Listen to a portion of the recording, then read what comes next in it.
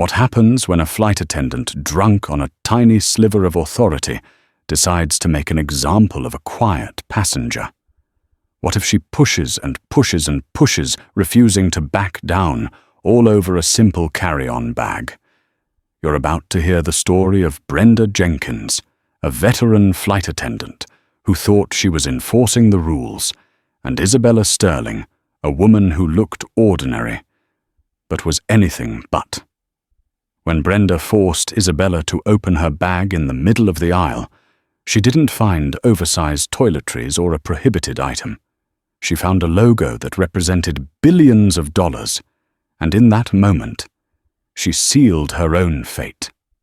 This isn't just a story of a bad day at work. It's a story of how one woman's arrogance ignited a corporate firestorm that she could never have imagined. The terminal at JFK was a symphony of controlled chaos, a river of humanity flowing towards Gates food courts and questionable-smelling restrooms. Business travelers in tailored suits power-walked with Bluetooth earpieces. Families wrangled overtired children, and mountains of luggage, and students with oversized headphones seemed to float through the noise, lost in their own worlds.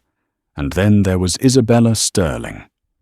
To any casual observer, she was utterly unremarkable.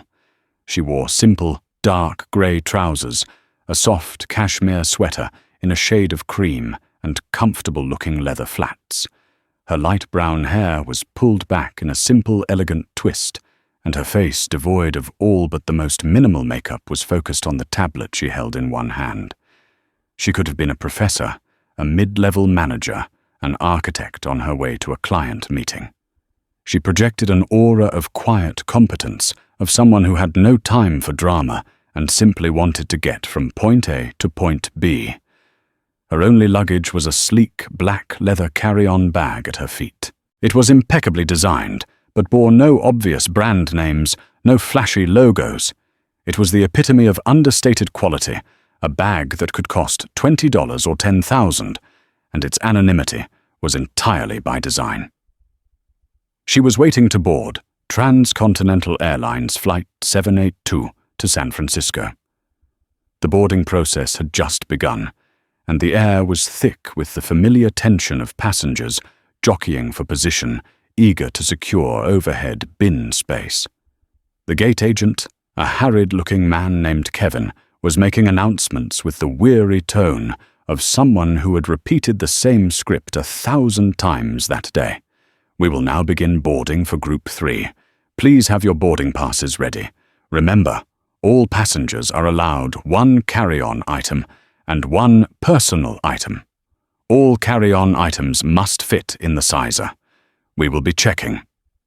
Isabella was in Group 2, but she preferred to board later to minimize her time in the cramped confines of the aircraft. She watched as the line for Group 3 surged forward. It was then that she first saw her. Brenda Jenkins stood beside the jet bridge entrance like a sentinel. She was a woman in her late 40s, with a severe blonde bob that looked as though it had been set with concrete, and a slash of bright red lipstick that seemed to accentuate the permanent downturn of her mouth. Her uniform was immaculate, but her posture was rigid, radiating a sense of grievance, as if every passenger was a personal affront. She was scanning the line, her eyes darting from bag to bag, a hunter seeking prey. A young man with a slightly too large backpack was pulled aside. "Sir, you'll have to put that in the sizer." The backpack, of course, did not fit. "That'll have to be checked," Brenda declared, her voice carrying a note of triumph. "There's a $50 fee." The young man protested, flustered, but Brenda was implacable, pointing him back towards the long-suffering Kevin at the desk. She then turned her attention back to the line, her gaze sweeping over the passengers with undisguised suspicion. Isabella felt a prickle of annoyance. She understood the rules, the need for order, but there was a difference between enforcing policy and delighting in the power it gave you. Brenda Jenkins was clearly in the latter camp. Finally, the call for Group 4 came. Isabella rose, picked up her bag, and joined the dwindling queue. As she approached the gate, she saw Brenda's eyes lock onto her black leather bag. It was a look of pure, unadulterated speculation. The bag was well within the size limits, sleek and compact, but it was its very lack of a familiar brand, its quiet expense, that seemed to offend the flight attendant. It was an anomaly, and Brenda Jenkins did not like anomalies. "Ma'am Brenda," said her voice, stopping Isabella in her tracks. She pointed a perfectly manicured finger at the bag. "I'm going to need you to put that in the sizer." Isabella paused. She glanced at the metal cage of the sizer, then back at her bag, which was obviously compliant. A dozen other bags of similar or larger size had passed without comment. This was not about the rules. This was about something else. "I can assure you it fits," Isabella said, her tone polite but firm. "I'm the one who decides that." Brenda snapped back, a little too sharply. Several people in the line turned to look. "The sizer, please." Isabella could feel her patience beginning to fray. She had a transcontinental flight ahead of her, followed by a series of meetings that would determine the future of a $3 billion project. The last thing she needed was a petty power struggle with a glorified hall monitor. But arguing would only create a bigger scene.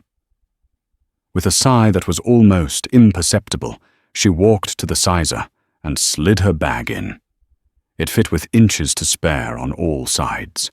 She slid it out and looked at Brenda, her eyebrows raised in a silent question. Brenda's lips thinned. For a moment she looked thwarted, but then a new angle of attack occurred to her. "That counts as your carry-on item," she declared. "The tablet you're holding is a personal item. You can't also have a purse." Isabella wasn't carrying a purse. "This tablet is my personal item," she stated, her voice losing its polite edge and becoming flat and factual.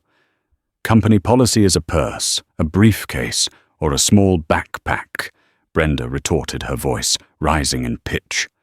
She was inventing rules now, buoyed by the small audience and her own sense of authority. An electronic device doesn't count. This was absurd.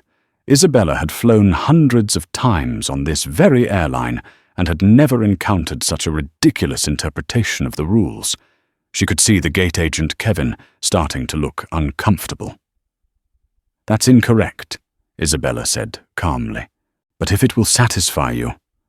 She unzipped a side pocket on her leather bag, slid the tablet inside, and zipped it closed. She then held up the single bag. "There. One item. May I board now?" Brenda looked furious. She had been outmaneuvered, made to look foolish in her pedantry. She stared at Isabella, a flicker of genuine dislike in her eyes. It was the look of someone who had picked a fight, expecting an easy victory, only to find their opponent was not intimidated. She wanted to say more to find some other infraction, but the line was backing up and people were grumbling. With a tight, angry jerk of her head, she gestured towards the jet bridge. "Fine. Go ahead." Isabella walked past without another word, her back straight, her expression unreadable. She could feel Brenda's glare on her back the entire way down the ramp. She shook her head slightly. It was over. A moment of unpleasantness, nothing more. She was wrong. It was only the beginning. The cabin of the Airbus A321 was a familiar environment for Isabella. She navigated the narrow aisle with practiced ease, her eyes scanning the seat numbers. Her seat 7A was in the premium economy section, a small upgrade she allowed herself for long flights to ensure she had enough space to work. It wasn't first class, a choice she made deliberately when traveling for specific, research-oriented trips. Flying with the general public provided insights you couldn't get from a private jet or the curated environment of a first-class pod. It was in its own way market research. She found her row and stowed her black leather bag in the overhead compartment directly above her seat. It slid in, smoothly nestled between a soft-sided duffel and a standard rolling suitcase. She settled into the window seat, pulled out the tablet she had been forced to stow away, and prepared to spend the next 5 hours finalizing a presentation. A young man with kind eyes and a neat professional haircut sat down in the aisle seat 7C. He gave her a brief, polite smile, which she returned before turning her attention to her screen. The middle seat thankfully remained empty. The boarding process continued, a slow parade of bodies and backs. Isabella was already absorbed in her work, her fingers flying across the screen as she annotated slides and reviewed data streams. The ambient noise of the cabin, the chatter, the clunk of luggage, the crying of a baby from the back of the plane faded into a background hum. And then a shadow fell over her. "Ma'am." Isabella looked up. It was Brenda Jenkins. The flight attendant was standing in the aisle, her arms crossed her face, a mask of stern disapproval. The red lipstick seemed even more pronounced in the plane's artificial light. "Yes," Isabella asked, keeping her voice neutral. "I see you've put your bag in the overhead bin," Brenda said, her voice loud enough for the surrounding passengers to hear. "Yes, that's where carry-on bags go," Isabella replied, a hint of steel entering her tone. She had hoped the ridiculousness at the gate was the end of it. Clearly not. Brenda had followed her onto the plane to continue her crusade. "That bin is already quite full," Brenda stated, gesturing vaguely upwards. "And as I said, that bag is questionable. Given the limited space, I'm going to have to insist that you check it." This was a declaration of war. Checking the bag was not an option. It wasn't about the inconvenience or the potential for it to be lost. It was about what was inside. "I'm not checking my bag," Isabella said, her voice low and clear. "It contains sensitive work materials and fragile electronics. It is fully compliant with carry-on regulations, as we established at the gate, and it is safely stowed." This discussion is over. She turned back to her tablet, a clear dismissal. But Brenda was like a dog with a bone. The public challenge had only emboldened her. "Ma'am, I am the lead flight attendant on this aircraft. My instructions are not suggestions." Brenda's voice grew louder, sharper. "For the safety and comfort of all passengers, that bag needs to be checked. We need to make room." The young lawyer in 7C, whose name was David Chen, was now looking back and forth between the two women, his expression a mixture of fascination and discomfort. He could see, as Isabella could, that the bin was not dangerously full. There was still space. This was personal. "There are several other bags up there that are larger than mine," Isabella pointed out, her eyes still on her tablet, refusing to give Brenda the satisfaction of her full attention. "If space is truly the issue, perhaps you should start with one of them." "I'm starting with your bag, ma'am." Brenda insisted, her voice dripping with condescension. She leaned in closer, lowering her voice to a conspiratorial hiss that was somehow more menacing than her shouting. "I don't know what you think you're pulling with your fancy no-name bag and your attitude, but on this plane, I am in charge. Now, are you going to give me the bag, or are we going to have a problem that involves the captain and security waiting for you when we land?" The threat hung in the air, ugly and disproportionate. David Chen shifted uncomfortably in his seat. An older woman across the aisle gasped softly. This had escalated far beyond a simple baggage dispute. It was a raw and naked abuse of authority. Isabella finally looked up from her tablet. She turned her head slowly and fixed her gaze on Brenda. Her eyes, which had previously been a calm, neutral brown, now seemed to darken, becoming as hard and cold as polished stone. The ambient noise of the cabin seemed to recede, and for a moment the world shrank to the space between these two women. "A problem," Isabella repeated, her voice dangerously quiet. "You seem to be the only one creating a problem. You are harassing me.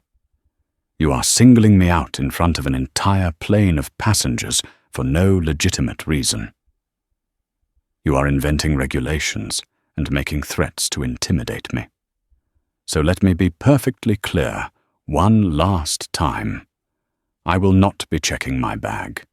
It will remain in the overhead compartment where it is currently stowed. If you touch my property, or if you continue this harassment, you will be the one explaining yourself, not to the captain, but to the CEO of this airline. The sheer, unadulterated confidence with which she spoke gave Brenda a moment's pause. For a split second, a flicker of doubt crossed her face. Who was this woman? But it was quickly replaced by righteous indignation. CHOO, the audacity. This was just some entitled passenger who thought she could bluff her way out of following the rules. Brenda's ego, now thoroughly bruised, would not allow for a retreat. "That's it," she sneered. "I've had enough of your attitude.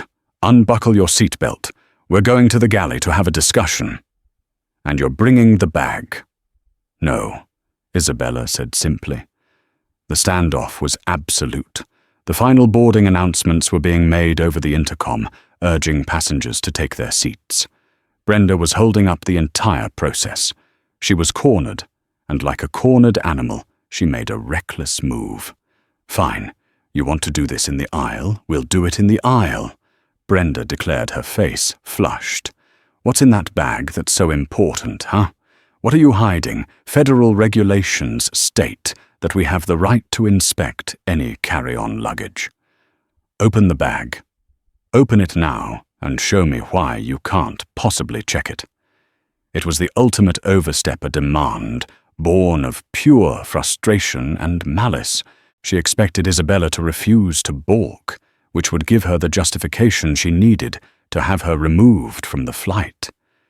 She expected to see tears and angry capitulation.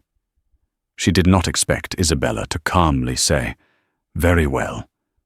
Isabella stood up, her movements fluid and deliberate. She reached up and pulled the black leather bag from the overhead bin, placing it carefully on the empty middle seat. Every eye in the surrounding rows was on her. The cabin was silent, save for the hum of the ventilation. Brenda watched, a smirk playing on her lips. She had won. Whatever was in that bag, its unveiling would be a moment of public humiliation for this arrogant woman. Isabella's long, graceful fingers went to the primary zipper. She looked directly at Brenda, her expression utterly unreadable. "You're sure you want to do this?" Isabella asked, her voice soft. "There is no coming back from this moment. I am giving you one final opportunity to return to your duties and leave me alone." "Open it!" Brenda hissed her victory, now inches away. Isabella pulled the zipper. The bag opened with a smooth, quiet sound that seemed to echo in the tense silence. She folded back the top flap, revealing the contents within. The interior of the bag was not cluttered with the usual travel miscellany. There were no rumpled clothes, no books, no bag of trail mix. The inside was lined with a soft charcoal grey microfiber, and nestled within custom-molded foam padding lay a single object. It was a device roughly the size of a large hardback book, encased in a seamless shell of what looked like brushed titanium and a dark matte ceramic. It had no discernible screen, no buttons, no ports. Its surface was cool, minimalist, and utterly alien. It was a piece of technology so advanced and so elegantly designed that it looked less like a consumer product and more like a prop from a science fiction film. Brenda Jenkins stared at it, confused. "What is that, a laptop? You're making all this fuss over a laptop?" Her voice held a note of disappointment. She had been expecting something more incriminating, more dramatic. But it wasn't Brenda who reacted. It was the young lawyer in seat 7C, David Chen. He leaned forward, his eyes wide, his breath catching in his throat. He had seen design mock-ups, read hushed articles in tech journals, and followed the rumors for years.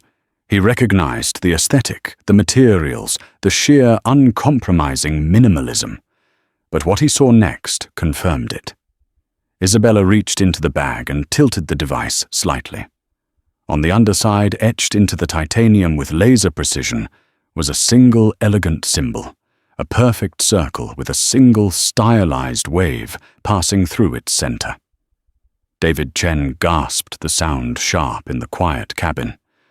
"Oh my God," he whispered, his voice filled with awe. That's an aura." The name dropped into the silence like a stone into a deep well. Brenda looked from the device to David, her expression one of complete bewilderment. "A what? What's an aura?" But others had heard. A man in the row behind a tech investor from Silicon Valley craned his neck. His jaw went slack. No way he breathed. Is that the prototype? The Helios. The name aura rippled through the front of the cabin. To Brenda Jenkins, it meant nothing. It was just a word. To the people who mattered, the people who followed technology finance and luxury markets, it was a name that commanded more respect and mystique than Apple, Tesla, and Hermes combined. Aura was not just a company. It was a legend. They didn't do press releases. They didn't advertise. They didn't have stores. They operated in near total secrecy, creating ultra-exclusive bespoke technology and lifestyle products for a client list that was rumored to include world leaders, reclusive billionaires, and royalty. Their products were things of myth, self-learning, personal assistance, biometric security systems that were years ahead of anything on the market, communication devices that were completely untraceable. To own an Aura product was the ultimate symbol of status, not because of its price, but because of its sheer inaccessibility. And the object in Isabella's bag was the Helios prototype, the most mythical product of all. It was a fully autonomous, predictive data hub that was rumored to be a decade ahead of its time. Its existence had never even been officially confirmed. It was quite literally priceless. It was a billion-dollar secret, sitting in a carry-on bag on a commercial flight. Isabella looked at Brenda, whose face was still a canvas of confusion. Aura Isabella, said her voice, soft but resonant, "is my company." The statement landed with the force of a physical blow. Brenda staggered back a step, bumping into the drinks cart that had been parked behind her. The smirk was gone, replaced by a slack-jawed expression of disbelief. You're... She stammered, unable to form a coherent sentence. Isabella's gaze was relentless.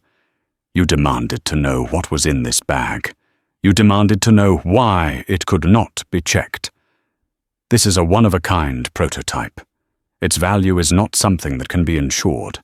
Its loss or damage would compromise years of research and development worth more than this entire airplane. This is why I would not check my bag." "Are you satisfied?" Every word was a perfectly sharpened dart. The arrogance and condescension that had fueled Brenda for the past hour evaporated, replaced by a cold, creeping dread. She stared at the serene, powerful face of the woman she had been tormenting. The simple sweater, the plain trousers, it wasn't a lack of style. It was a level of wealth and power so immense that style was irrelevant. It was the uniform of someone who had nothing to prove to anyone. Brenda had not picked a fight with some random passenger. She had picked a fight with Isabella Sterling, the notoriously private, borderline mythical founder and CEO of Aura. A woman whose name was whispered with reverence in the boardrooms of the most powerful corporations on the planet. A woman who could, with a single text message, end careers, dissolve partnerships, and shift stock markets. I was just following procedure. Brenda whispered the words, sounding hollow and pathetic even to her own ears. No, Isabella corrected her, her voice cutting through the excuse like glass. You were not. You were engaging in a personal vendetta, because your authority was not immediately deferred to. You were unprofessional, abusive, and you have created a serious incident." She carefully placed the Helios device back into its foam cradle and zipped the leather bag shut. The click of the zipper was like a judge's gavel. She then looked past Brenda to the other flight attendants who were now hovering nearby, their faces pale with alarm. "The captain has been cleared for takeoff. I suggest you all prepare the cabin for departure. Immediately." It was not a request, it was a command, and it was obeyed instantly. The other flight attendants scurried away, whispering frantically to each other. Brenda Jenkins remained frozen in the aisle, her face ashen. Her world, which had seemed so solid and under her control just minutes before, had just fractured into 1,000,000 pieces. Isabella Sterling sat down, fastened her seatbelt, and picked up her tablet as if nothing had happened. But David Chen and everyone else who had witnessed the exchange knew that something profound and irreversible had just occurred. A line had been crossed, and a reckoning was coming. The rest of the 5-hour flight to San Francisco stretched out before Brenda Jenkins like a death row sentence. The flight to San Francisco was the most tense and silent 5 hours of Brenda Jenkins's life. She performed her duties on autopilot, her hands trembling as she poured coffee, her voice a strained robotic monotone during the safety demonstration. She avoided aisle 7 at all costs, sending a junior flight attendant to handle the service in that section. Every time she had to walk past Isabella Sterling's seat, she kept her eyes fixed straight ahead, but she could feel the woman's serene, powerful presence like a physical force. Isabella, for her part, seemed completely unperturbed.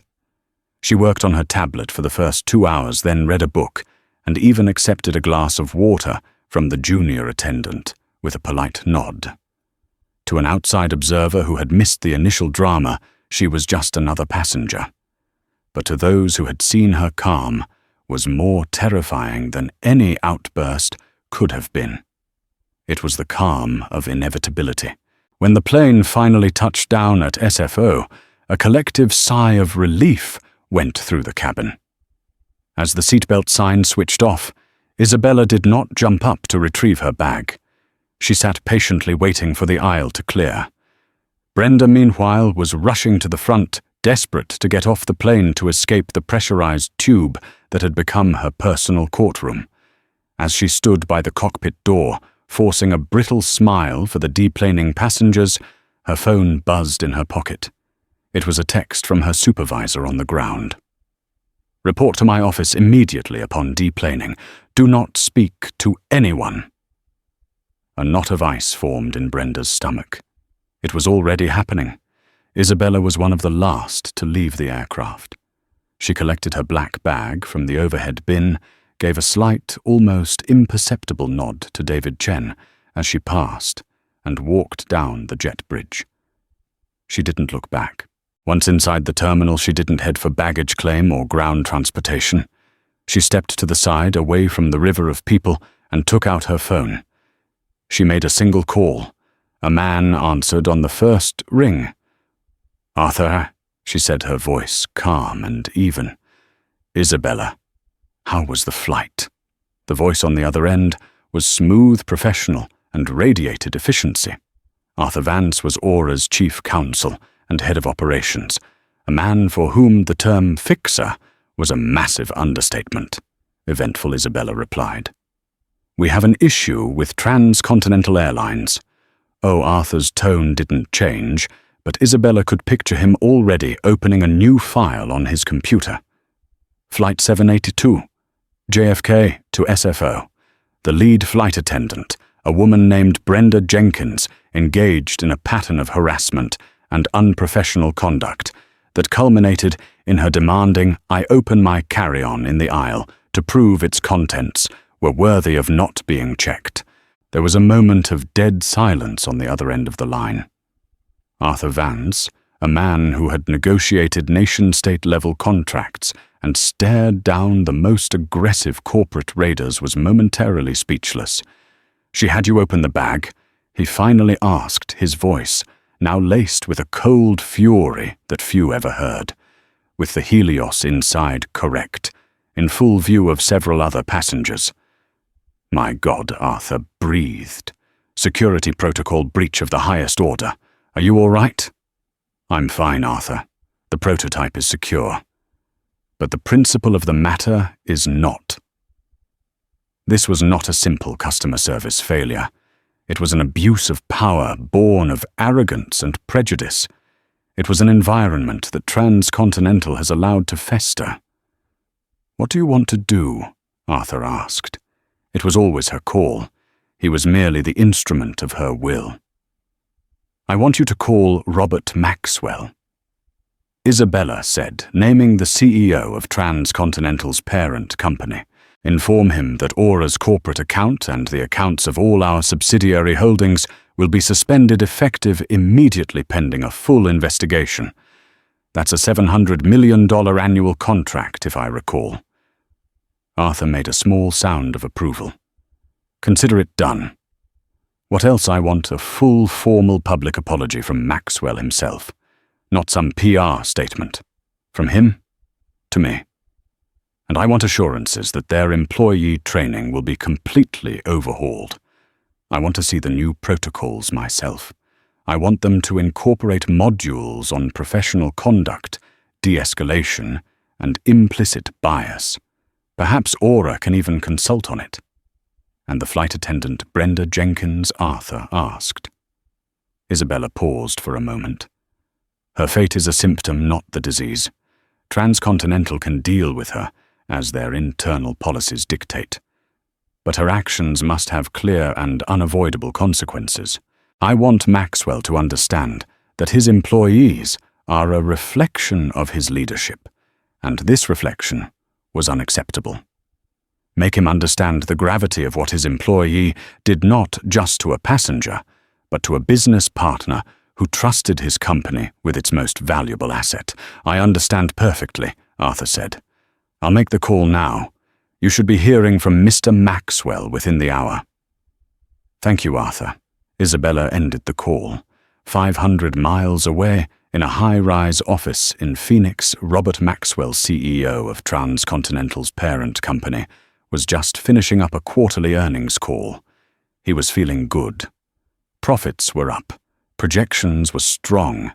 He was joking with his CFO when his personal assistant, looking pale, interrupted him.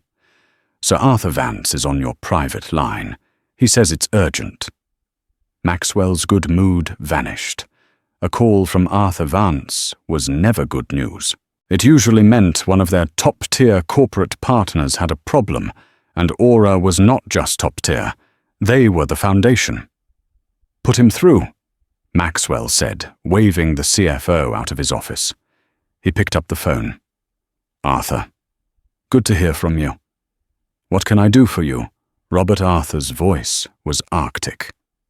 "I'm calling to inform you that Aura is suspending its global partnership with Transcontinental, effective immediately." Maxwell felt the blood drain from his face. "Suspending? What are you talking about?" "We just renewed the contract. It's worth over $700 million.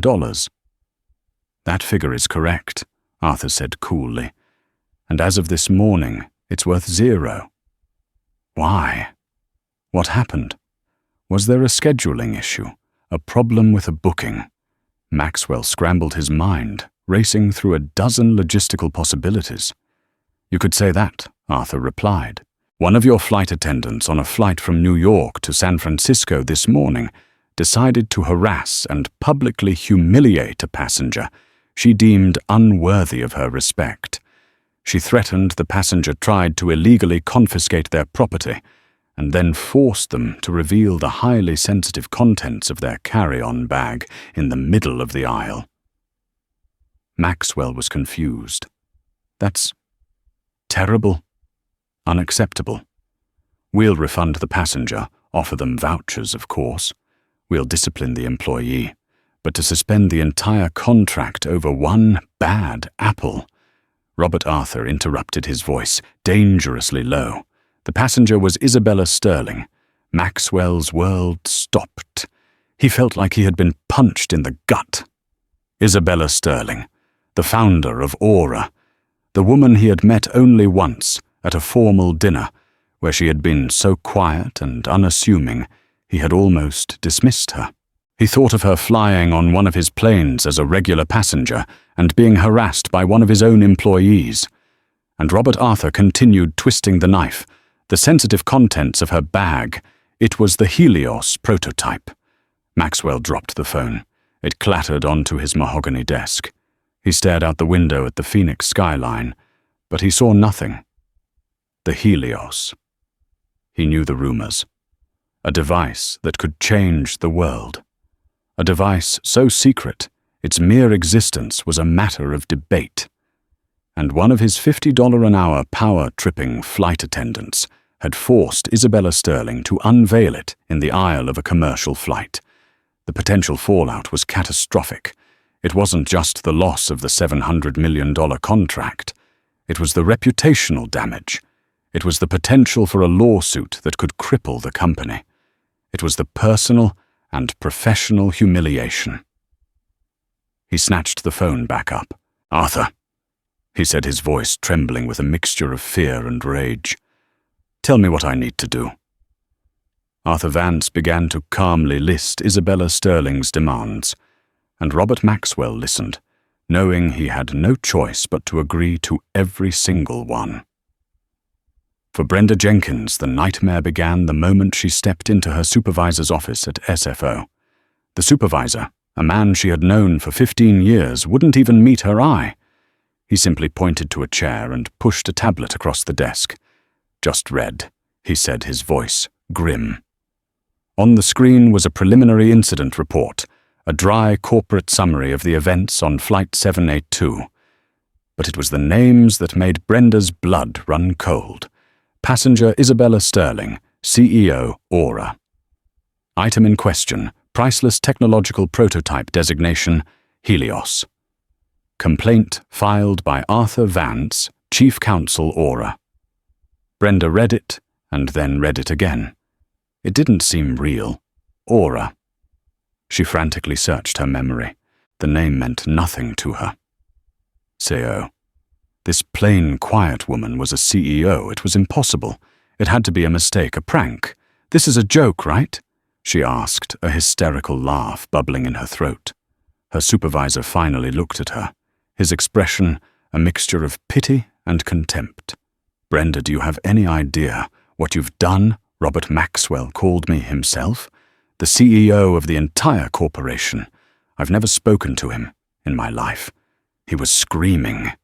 Not yelling, Brenda. Screaming. He took a deep breath.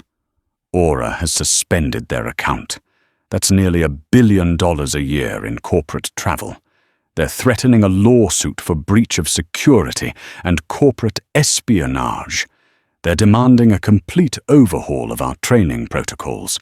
And it's all because you couldn't just let a passenger put her bag in the overhead bin. The reality of the situation began to crash down on Brenda, and it was a tsunami of ice water. The condescending smirk she had worn, the thrill of power, she had felt it all curdled into pure terror. I was just doing my job, she stammered, falling back on the old flimsy excuse. She had an attitude. She was being difficult. She was a passenger with a compliant bag. Brenda, her supervisor, shot back, his patience finally snapping. And you harassed her from the gate to her seat. You threatened her. You created a public spectacle and humiliated her in front of an entire cabin. We have 6 witness statements already, and they all say the same thing. They all say you were on a power trip. One of them, a lawyer, has already sent a detailed account to his firm. Brenda was placed on immediate unpaid suspension, pending a full investigation, which was merely a formality. Her union representative, after hearing the facts, told her bluntly that there was nothing he could do. Her actions were so far outside the bounds of professional conduct that they were indefensible. but her professional life was only the first thing to crumble. David Chen, the young lawyer in seat 7C, was an associate at a prestigious San Francisco firm specializing in tech law. He understood the monumental significance of what he had witnessed. After landing, he had typed up a detailed, dispassionate account of the entire incident on his firm's internal blog, framing it as a case study in liability and corporate risk. Within hours, that internal blog post was leaked. Someone seeing the juicy details, the secret billionaire, the mythical prototype, the arrogant flight attendant, sent it to a popular tech news site. By the next morning, the story was everywhere. Transcontinental flight attendant forces reclusive Aura CEO to reveal billion-dollar secret, screamed one headline: How a power trip on Flight 782 could cost an airline $1 billion, rid another. The story went viral. Flight attendant Brenda and Auragate trended on Twitter. Passengers who had been on the flight started posting their own cell phone videos of the confrontation. The footage was damning. It showed Brenda, her face contorted with anger, looming over a perfectly calm Isabella. It captured her sneering words and her unreasonable demands. It caught the collective gasp when the name Aura was spoken. Brenda Jenkins became an overnight internet villain. She was turned into a meme, the ultimate symbol of the petty tyrant, the airline Karen. Her photo was everywhere. People dug up her social media profiles, sharing old posts where she complained about her job and difficult passengers. She was ridiculed, vilified, and condemned on a global scale. Her small apartment was besieged by reporters. She had to disconnect her phone. Her friends and family were hounded. In a desperate attempt to defend herself, she agreed to an interview with a national news network, hoping to tell her side of the story. It was a disaster. I was just trying to ensure the safety and security of the flight, she said, her voice trembling on camera. This woman, she was very dismissive. She had this air about her. It's my job to enforce the rules no matter who the person is. The interviewer pressed her. But the bag fit in the sizer correct, and multiple witnesses said the bin was not full. They say you singled her out. They don't understand the pressures of the job. Brenda deflected her eyes, darting nervously. You have to be firm. If you give an inch, they'll take a mile. She came across not as a diligent employee, but as a bitter, resentful woman who was incapable of admitting fault.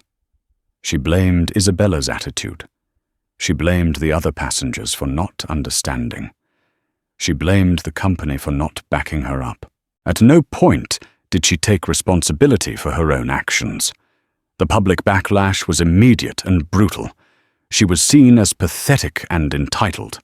Her attempt to garner sympathy had backfired spectacularly, cementing her status as a pariah. 2 weeks after the flight, she was formally terminated from Transcontinental Airlines. The career she had spent 25 years building was over. But the damage was far greater than that. Her name was now synonymous with petty arrogance and spectacular professional failure. No other airline would hire her. She was unemployable in the industry she knew. The life she had known was completely and utterly unraveled. And it all began with a simple request to check a bag. A request she could have let go. A battle she did not have to fight. She had demanded to see what was inside the bag, and in doing so, she had exposed the emptiness of her own character for the entire world to see. While Brenda Jenkins's life was imploding, Isabella Sterling was methodically turning a crisis into an opportunity. She was not a vindictive person. She took no pleasure in Brenda's personal ruin. To her, Brenda was a data point, a symptom of a systemic failure. The goal was not punishment, but correction. Robert Maxwell flew to San Francisco 2 days after the incident. He was ushered into a minimalist top-floor conference room at Aura's unofficial headquarters a discreet building in the Presidio that had no signs or markings. The room had one wall of glass overlooking the Golden Gate Bridge. Isabella Sterling and Arthur Vance were waiting for him. Maxwell, a man accustomed to commanding boardrooms, was humbled and nervous. He apologized profusely, his voice strained. He spoke of his shock, his disappointment, and his utter commitment to making things right. Isabella listened patiently, her hands folded on the polished concrete table. When he was finished, she spoke. "Mr. Maxwell," she began, her tone less like an accuser and more like a professor addressing a student. "Your apology is noted, but apologies without action are merely public relations. Your company's culture allowed an employee to believe that belligerence was a substitute for authority. It allowed her to target a customer based on her own personal prejudices. That is a failure of leadership. Your leadership." Maxwell could only nod his face, grim. "What can we do? Aura will assist you in redesigning your customer-facing employee training program," Isabella stated. "We will develop modules on conflict de-escalation, identifying and mitigating implicit bias, and the principles of service-based authority versus dictatorial authority. Our people will work with yours. This will not be a suggestion. It will be a condition of the reinstatement of our contract," she continued. "Furthermore, Transcontinental will become the inaugural partner in a new philanthropic initiative by the Aura Foundation. We are calling it the Professionalism Project. It will fund scholarships and vocational training programs for individuals in the service industry, focusing on the very principles we are discussing.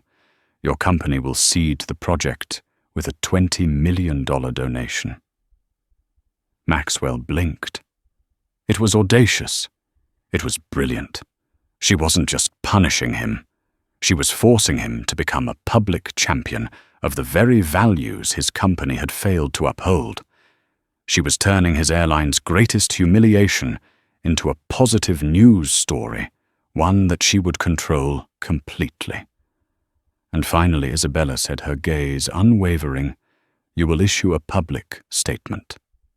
It will not mention Ms. Jenkins by name. It will not be about one employee.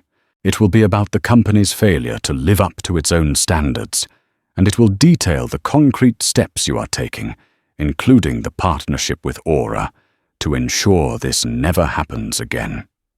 Robert Maxwell looked at Arthur Vance, who gave a slight nod.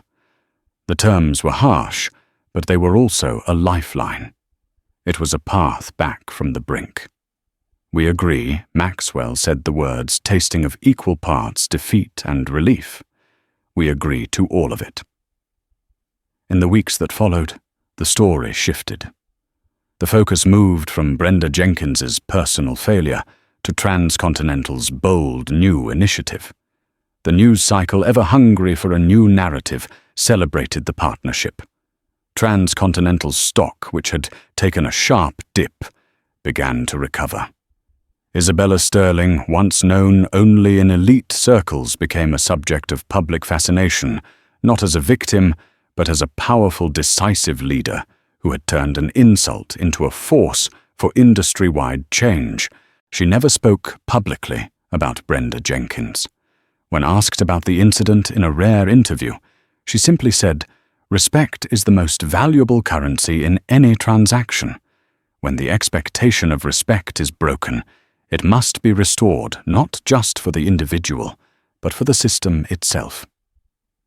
The story of Flight 782 became a modern business legend, a cautionary tale taught in business schools and customer service training seminars. It was a story about how, in a world of hidden influence and quiet power, you never truly know who you are talking to. It was a lesson in how a single unnecessary act of arrogance, a small power trip over a simple black bag, could detonate a bomb that reshaped careers, corporations, and the very standards of an entire industry. and at the center of it all was a woman who, by refusing to be small, forced everyone around her to be bigger. 6 months passed. The fury of the news cycle had long since moved on, and the hashtag Auragate was now a digital fossil buried under layers of new outrages and memes. Yet the ripples from that single event on Flight 782 continued to expand subtly, but irrevocably, altering the landscape for everyone involved. In his Phoenix office, Robert Maxwell looked at a new set of analytics on his screen, a genuine smile touching his lips for the first time in what felt like a year. The numbers for Transcontinental's customer satisfaction index were at a decade-long high. Specifically, complaints against cabin crew had dropped by a staggering 60%. The Professionalism Project, initially a bitter pill of corporate humiliation, had become his crowning achievement. The training modules designed with Aura's input were revolutionary. They taught employees to see a uniform not as a shield of authority, but as a mantle of responsibility. Morale, surprisingly, was up. Employees felt more respected by the company, and in turn were more respectful to passengers. The $20 million donation was proving to be the single best investment the airline had ever made. He had hated Isabella Sterling for the first month, feared her for the next 2. But now he grudgingly respected her. She hadn't just broken his company, she had forced him to rebuild it better. Hundreds of miles away in a quiet suburban town in Ohio, a woman who looked vaguely like Brenda Jenkins poured a cup of coffee. The severe blonde bob was gone, replaced by soft, undyed brown hair, streaked with grey, pulled back in a simple ponytail.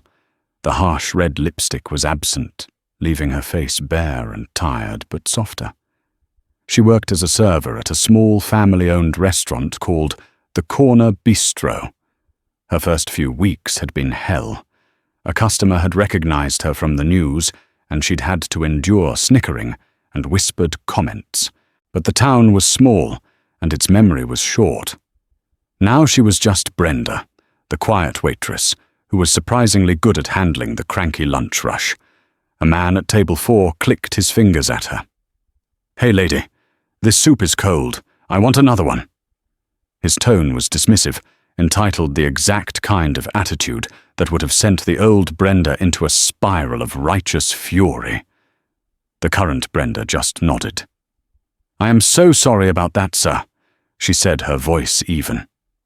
"Let me get you a fresh hot bowl right away. Can I bring you some extra bread while you wait?"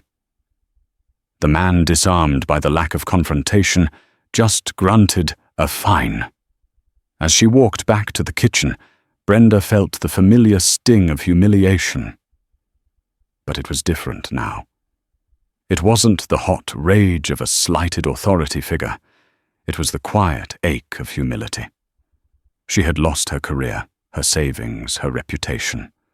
All she had left was this job serving soup to impatient men. Every day was a lesson in the powerlessness she had once so eagerly inflicted on others. It wasn't justice or fairness. It was just the barren reality of her new life.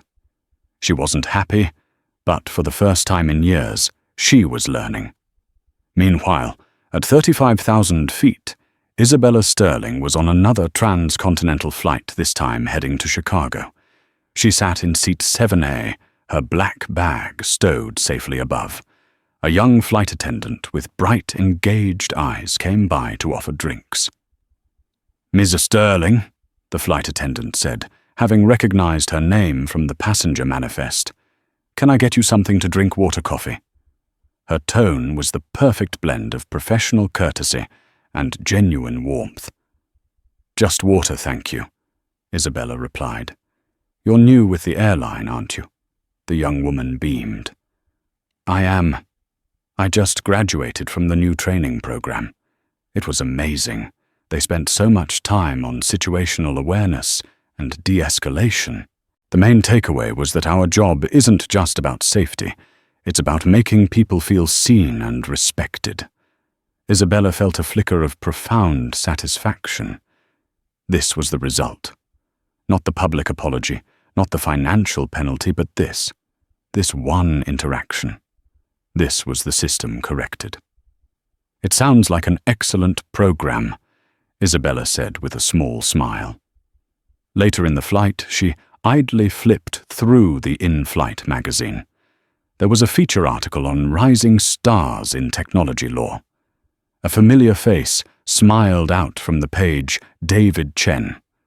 The article mentioned his incisive viral analysis of the infamous Flight 782 incident as the moment that brought his sharp legal mind to the attention of the wider industry. He was now a sought-after consultant on corporate liability and ethics. A witness who had simply observed and reported the truth had seen his own career skyrocket. Isabella put the magazine down and looked out the window at the endless expanse of clouds. The world below was a complex machine of cause and effect. A flight attendant's arrogance, a passenger's quiet power, a lawyer's observant eye, all cogs in a great wheel. She hadn't sought to ruin a life, but to enforce a standard. And in doing so, a life had been ruined, a corporation had been saved from itself, a career had been made, and a new, better standard was now the norm. The initial flash of lightning had been ugly, but the landscape it illuminated was now clearer and growing healthier in its wake. And that's the incredible story of how a single confrontation over a carry-on bag spiraled into a corporate reckoning. It's a powerful reminder that the person you dismiss today could be the person who holds your future in their hands tomorrow. Isabella Sterling didn't seek a fight, but when one was brought to her, she ended it with the full force of her silent empire. Brenda Jenkins learned the hardest lesson of all: the authority of a uniform is nothing compared to the true power of character and consequence. What did you think of Isabella's response? Was it justice, or was it too harsh? Let us know your thoughts in the comments below. If you found this story of dramatic justice as fascinating as we did, do us a favor and hit that like button. It really helps the channel. And for more incredible real-life stories of power conflict and consequence, make sure you subscribe and ring that notification bell. You won't want to miss what's coming next. Thanks for listening.